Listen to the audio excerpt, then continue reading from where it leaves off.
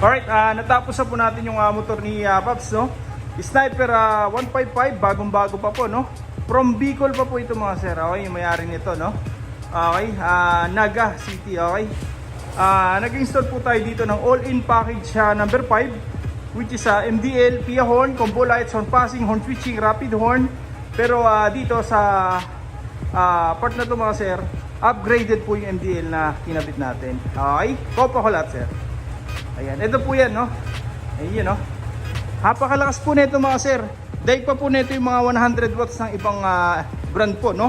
Maliit lang sa paningin pero small but terrible po yan. Okay? Naka-stainless bracket po yan. Ayan. Ayan, no? Hindi po kinakalawang. Tapos may tukod po sa ilalim para mas stable po, no? Okay, kasama na rin po yan sa package, no? Ayan, wala pong alug yan mga sir. Okay? Ayan, sir, passing light ako dyan. Yun, no? Lakas. Sa passing light, kung mapasin nyo, hindi lang po mini driving yung ilaw, no? Sumasabay po dito yung headlight. Okay? Ayan po yung difference ng gawa natin sa iba, no? Usually pag nagpassing, mini driving light lang po yung ilaw, pero dito sumasabay po yung headlight. Okay? Ang maganda pa rito, sinsabay po sila, pwede pa rin po tayong magkaroon ng high-low ng headlight. Pwede pa rin tayong high-low ng mini driving ng separately. Hindi po nagsasabay-sabay. Pero pag nagpassing, automatic po, sabay lahat. Iyan po yung maganda setup natin mga sir. Hindi po yung gaya na sinasabay lang po sa passing ng headlight, no? Yung MDL dito, kahit po mag-high-low ng headlight, kahit mag-high-low ng mini driving, separately po yan. Hindi nagsasabay-sabay, which is allowed po yung sa LTO, no? Pero pag nagpassing, automatic po, sabay-sabay. Ang purpose natin dyan mga sir, kaya pinagsabay natin, para in case na nag-high tayo ng MDL, pagka sa iba po, usually wala lang passing, no? Dito, may headlight pa rin pong magpapassing.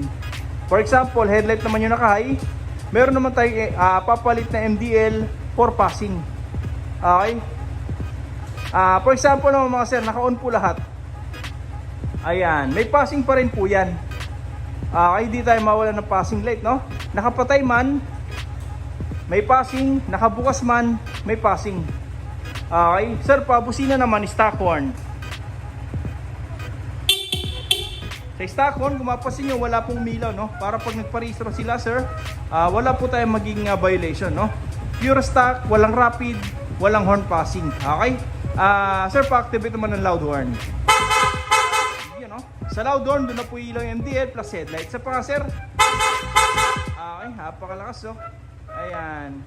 Sir, rapid horn naman. Okay, dito mga sir, may option po tayo, no? Pwedeng stock horn lang, stock horn, walang passing, pwedeng loud horn na may passing. Okay, tapos rapid horn. Yan, no?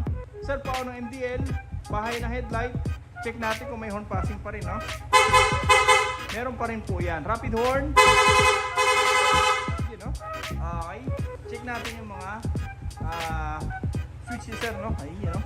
Gumuguhit po yung ilaw niyan mga sir. Napakalakas po. Ayan, dito, ito po yung passing switch natin para sa combo lights. Original domino switch, hindi po yung replica, no?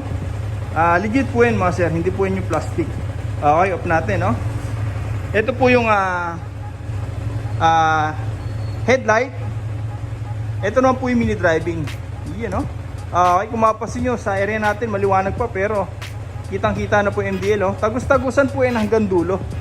Tagus-tagusan po sa may salamin po natin, no? Okay, ayan, no? Napakalakas. Ayan, lalo po ito sa dilim mga sir. Subok na po natin yan. Ito po yung stock horn. Ito naman po yung loud horn. Rapid horn. Ayan, no? Lakas. Okay, passing light. Ayan.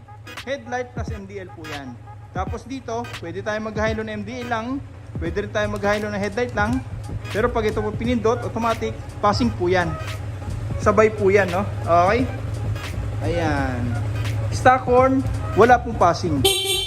Ayan, no? Okay?